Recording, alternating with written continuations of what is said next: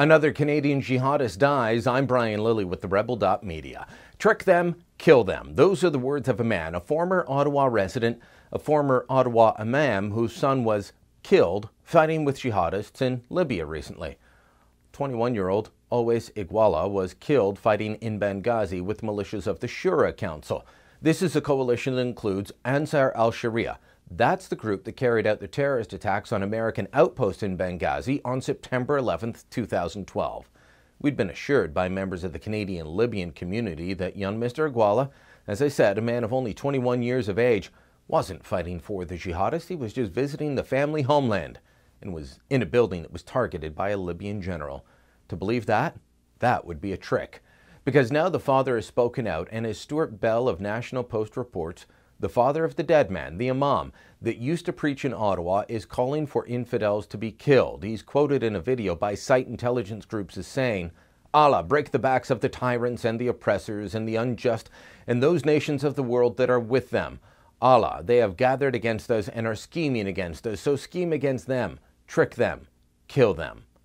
This is the same imam that was profiled in a Canadian security report after a video of him emerged in 2014 encouraging people, young people especially, to join the jihad. He said, "Jihad today is simple and easily accessible and does not require moving, as in the past, as it was for Afghanistan and Iraq." That's what he said in 2014. Now he says, trick them, kill them.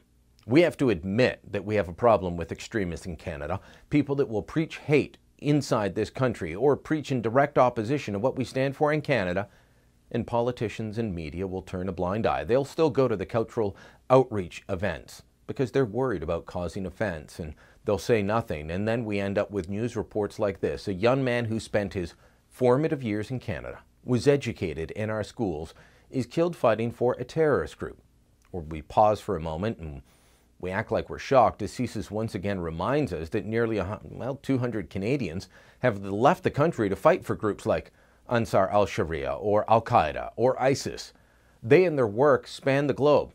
We already know from past deaths of people like William Plotnikov of Toronto, who was killed fighting for the jihad in Dagestan, an area of the Caucasus region in Russia, or Ali Medlej and Christos Kastarobas of London, Ontario, killed fighting in the violent gas plant attack in Algeria, or John McGuire of Ottawa, Damien Claremont of Calgary, both killed fighting for ISIS. We know that the call of the jihad is reaching Canada, including those that don't have extremist clerics for fathers pushing the young people to join. There are at least 180 people that CSIS and the Mounties know about still fighting. We've been told 60 people have gone and returned to Canada. This young man that died in Libya for his jihadist beliefs is not an anomaly. He's not the first, and unfortunately, he won't be the last.